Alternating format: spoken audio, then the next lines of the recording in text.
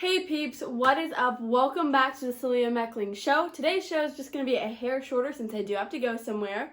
But grab your matcha, grab your coffee. I know, don't come after me. I don't have my coffee in my hand. We're going to be making it later, but if you are on the other side of that screen, you better make sure to get your coffee, matcha, strawberry alani, all the things. Is there strawberry alani? I don't know, but if you are a regular season baddie, then you already know to subscribe. And if you have not subscribed, what are you doing? What are you doing? Anyway, we are here with Sip and Settle, so I want to make sure that you guys have gotten settled, you're sipping, and we can talk about all the insane topics we're going to talk about. So if you guys want a quick rundown, we're going to do a heart check, as we always do. We're going to do chronically online, but we're going to talk about Victoria Beckham and all the things going on with them. And then for Let's Get Serious, we are going to, of course, be talking about the Epstein Files. So, for heart check, the verse we are going to be talking about, which I thought was very appropriate, is Matthew 18:6. And this is why I think it's very important.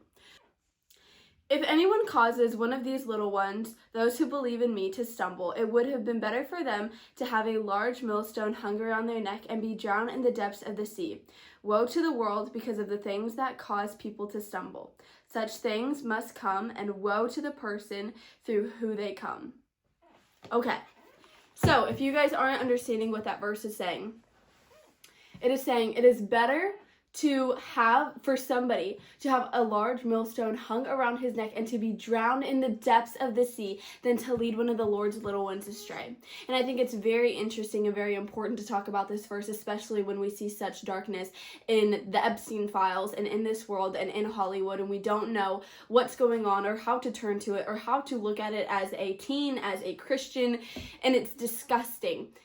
And whether the world, whether America gives the punishment that these people deserve, the Lord's punishment will be far worse. And listen, I think we need to punish them. I fully do, okay? The highest capital form of punishment I think needs to happen. But at the same time, the Lord's punishment is something so far worse for these evil, disgusting people. And I know it can be discouraging as a Christian to say, why would God let all of these horrible things happen?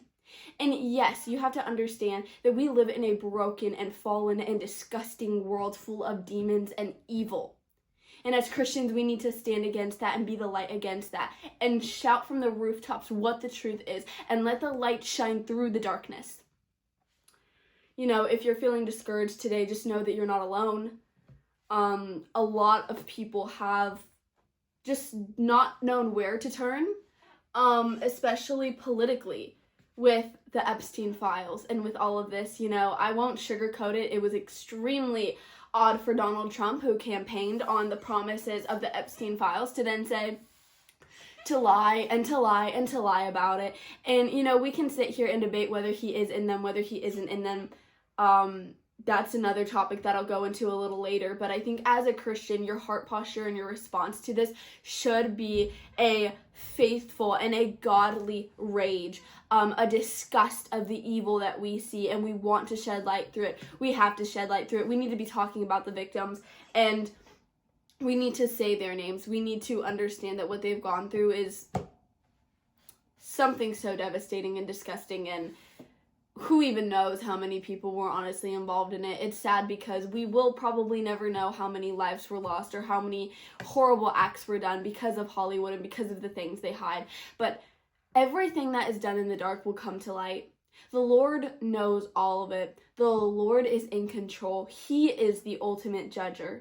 He is the righteous judge. And I can sleep well at night knowing that whatever happened at the end of the day, these people will have to answer to a God so just and so filled with righteous anger that even the depths of hell tremble. That is the God who you are dealing with, the God of everything. And if you're a Christian or if you're not a Christian and you're discouraged and you're saying, yes, I understand you're a Christian, Solia, but how are these horrible things happening? I don't know. I don't know why. but I think this is just a glimpse into the evil of our world. It's not a shock. The Bible says that we battle not against flesh and blood, but against principalities, against the rulers of the darkness. And as Christians, we are called to gear up in the fruit of the Spirit and in the armor of the Lord every single day and fight against that evil. And I could go on a complete tangent, but that's also for another time. So chronically online, let's lighten the mood a little bit. If you did not know, Brooklyn Beckham and Victoria Beckham are especially having a feud. If you guys don't know who this is, I think Victoria Beckham used to be an old model or Spice Girl, and then David Beckham used to be a soccer player, which is the mom and dad, and then Brooklyn is their child, he is their son. So Brooklyn Beckham recently went public with a long statement accusing his parents, especially his mom, Victoria, about trying to sabotage his relationship with his now wife, Nicola Peltz. Y'all. Okay, you know what? We're keep going. One of the flashpoints, Brooklyn said that Victoria danced very inappropriately at their wedding and that it embarrassed the couple. I don't think I could actually find a video of her dancing, but if I do, I will insert it. And then he also said that she hijacked the first dance and made all of him uncomfortable in front of all of the guests and his wife, all of the things. So this has snowballed into a much bigger family rift, and I think Victoria Beckham and the dad tried to get Brooklyn to sign a prenup, and he was like, no, I'm not going to sign a prenup, why would I sign a prenup, all of these things. And Nicola Peltz comes from money, okay? Her dad, they had the wedding at her parents' estate, I believe, and her dad is worth a ton of money. So this girl is coming from money. Anyway, there's been even rifts between the siblings now. So I don't exactly know all of the siblings, but some are taking the parent side, some are taking Brooklyn's sides, and honestly, the internet has been insane because of this. If you're not on the same TikTok For You page, I totally understand. But then also, I believe Nicola wanted Victoria to design her wedding dress, and Victoria was like, no, I'm, not gonna, design your wedding dress. If you can hear my voice, I'm a little biased because, anyway. But so she was like, I'm not going to design your wedding dress. And so apparently Nicola was shamed and so embarrassed, and she really wanted this dress. Okay. Anyway, you guys can have your opinions on it, but I just think that it's this is nepotism 101, and the fact that Brooklyn Beckham is whiny about his parents actually giving a crap on who he marries and making sure that he does not marry some gold digger, some woman that actually wants to destroy his life. Parents are there to be there to support their children, and like I said, I haven't found a video yet, but if I find the video of Victoria Beckham dancing inappropriately, then yeah, that's probably wrong, and you probably should not do that.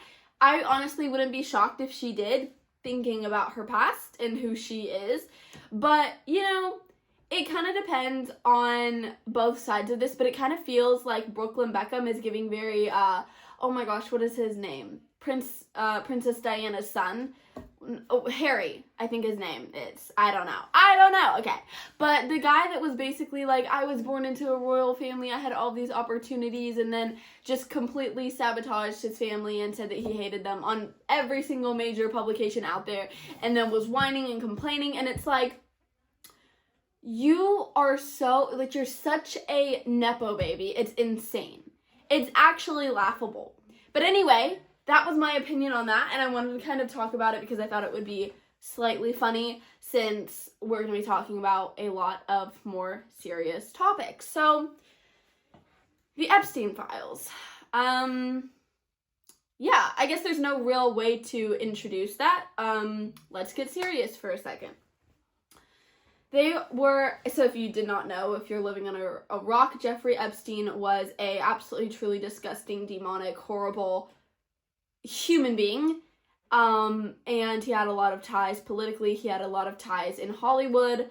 He just had a lot of ties, and there's whole conspiracy theories on him if he's dead or alive, who knows, but they were publicly released by the Department of Justice under the Transparency Act of the Epstein Files. So the DOJ made millions of emails and seen materials and unseen materials, including documents, emails, images, available to the public. These releases were part of the transparency effort because Donald Trump campaigned on that and people were holding him to that, and yet he continued to lie about it and did not release it until everybody was like, you have to release the Epstein Files. The fact that anybody would hide that is insane and disgusting. I know a lot of people are like, Solia, you haven't talked about how evil Donald Trump is. We don't know fully because there was anonymous emails that were, they have not been fully verified, and I'm not saying Trump is a saint, but I think we need to make sure that if we're saying something, it is factually correct and it is backed up by evidence, and we just don't have that yet. But the second it comes out, you best believe I will be giving my opinion, whether that is in Trump's favor or it shows a different light on him. I will be talking about it. I am not that much of I don't cling to one party, I cling to the Lord and I cling to truth. And so it's just, there's so many people involved. And I think that's one of the hardest things about reading these. There's so many people involved in the sense of evil people doing evil things, eating human flesh, sacrificing, sexually assaulting children, horrible things, okay? There's the side of who knows how many victims were involved in this. And then there's also the side of how many people in Hollywood, in politics, in whatever, how many people were involved in inflicting this on those victims. Because the evil in this world is still astounding, even though you're a Christian and you just know that the world is an evil place. But it's hard to sit there and go and read the Epstein Files and realize that this is all showing a light on the true evil of this world. The fact that the Clintons were in on it. I believe Bill Clinton was big in the Epstein Files. The countless artists, public figures. It's just disgusting. And to think that anybody would try to hide those files is stupid. I think capital punishment should be the death sentence for a lot of these people. And I know a lot of people flip-flop on the death sentence, but I think there is such a righteous anger, and I believe it's Hezekiah talks about the fact that you are able to do that. Governments were set in place to make sure that the wrongdoers get the judgment that they deserve. And of course, we're supposed to love people, of course. If Jeffrey Epstein came to the Lord truly, then that's between him and the Lord, and we need to pray for him. We need to pray for every single victim and every single horrible person in those files, because we are called to pray for our enemies. That being said, when you do something so horrific to innocent children, I think that deserves the death penalty. I really do. And not drawn out years in a jail cell, because that won't be enough. It won't. And to think that there's, who even knows how deep this goes? In the government, in the FBI, in the police departments, in the judges, who knows? But it's disgusting to think that people will always be there to protect these people, the elites. And as a 17-year-old, I can sit there, and I'm sure people watching this, you feel helpless. You want to do something, you feel called to do something, and yet at every single turn, you don't have the power to. And the people that do have the power, they protect these disgusting, horrible people. Like I said, if it comes out truly that Donald Trump is fully involved in the Epstein Files, disgusting. Absolutely disgusting. I don't need a second thought about that. I wouldn't know what to do with the presidency and all that stuff, but as a human being, disgusting. If it comes out that he actually didn't really have anything to do with Jeffrey Epstein, yada, yada, yada, that's fine. But why did it take so long to release the files as well? Because Pam Bondi, I believe it was, said, they're sitting on my desk. And then, no, actually the Epstein Files aren't actually going to be released, or they're going to be released and they're 90% redacted. Lies after lies after lies with politicians, with the government, with Hollywood. And who even knows the depth of this? These victims deserve a voice. They deserve to have their stories heard. They deserve to have the closure that they need. They also deserve to see the people that have done them wrong. They deserve to see that judgment come to light. They deserve it. They do. Because how can you look at this and say, you know what? A jail sentence is good. And they probably won't even get that. So many people are probably walking free. So many people who have been involved in disgusting things, pedophilia, rape, child assault. So many people that have been involved in that are going to walk free. And I hate it. And it's not even just the Epstein Files. It's so many other young children. Why is there such a war? Well, I know why there is, but there's such a war on young children, on their innocence, on their purity, on their sexuality. We see it with the LGBTQ community. We see it with child molesters and child predators. We see this weird fixation. We see it with abortion, this weird fixation of trying to rip away children from their innocence, from their lives. And it's demonic, and I will not stand for it. As Christians, we are called to take a stand for this. At the end of the day, the Lord will ask you, what did you do in my name? Did you tell people about me? Did you fight for justice? Did you stand up when nobody else was? That's the true definition of being a Christian. People say, Solia, as a Christian, you're only supposed to be loving. You're supposed to call people out. Just as the Bible calls me out on my sin, we are supposed to call other people out. And yes, we have to realize that we're not perfect. We are full of flaws. But that being said, we are allowed to judge people based on their fruit. And with all of the Epstein stuff, it leaves me wondering. You know, a lot of people will say you need to become more red-pilled. Or, oh, you're going to be a liberal when you grow up. I'm neither. And the more and more I see of politics, I hate how disgusting it is. I hate all the things involved. I hate the lies, the corruption, the child abuse and pedophilia. It's absolutely disgusting. And as a Christian, I know I'm called to politics, and I will stand firmly in my convictions of Christian conservative values. That's not changing. But it leaves me wondering, what party actually cares? What party actually fights for the truth, transparency? What party fights against this? I guess only the Bible. People are flawed. They will always let you down. But it kind of seems like two sides of the same coin. And I'll do some more investigating into this. I'll do some more digging. But I think every single thing in these emails, all of the files that have been released, I need every single thing to be verified. And the second it's verified, I need action.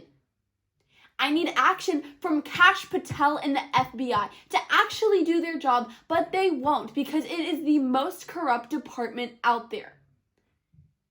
All the FBI does is actually cover stuff up instead of investigating. They don't investigate. They do nothing. They absolutely do nothing. I don't even know if I should go into your aesthetic will survive. Because what is the point talking about your aesthetic and all of this stuff when I have seen what is in those files? You know, there's such a rage within me right now of the amount of things those poor people were put through. And it can be a lot as a teen, it can be a lot even just as a human to read those things and to try to sit with that. And especially if you are an SA survivor, I've seen a lot of stuff come out of people reliving what they've gone through and their trauma and their experiences. And I really just think we need to all take a step back and pray so hard for these victims. Pray against the evil in this world. Speak up about the truth. Be bold. Do not be afraid to call people out. Do not be afraid to call celebrities out in front of your friends. Do not be afraid, because the Lord has commanded us to fight for the good news, to fight for the truth. We will not let darkness completely take over our world and our life. And yes, it can be so easy to fall into the darkness trap of everything is so evil. But we have to remember, we are the soldiers of Christ, and Christ has already won the war. But we have to battle. We have to. Well, if you have stuck this far, thank you guys so much. I know today was a shorter episode, maybe a more hectic episode. I do have to be somewhere. I do apologize for how hectic it was, but thank you guys so much. Please subscribe. It is the one way and the biggest way that you guys can support me. Please help me hit 1K. It genuinely would mean the absolute world to me. And if you have stuck this far, comment the cross emoji, because what this world needs is Jesus. We need Jesus so badly. Yeah, thank you guys so much for watching. I will see you guys next time. Bye.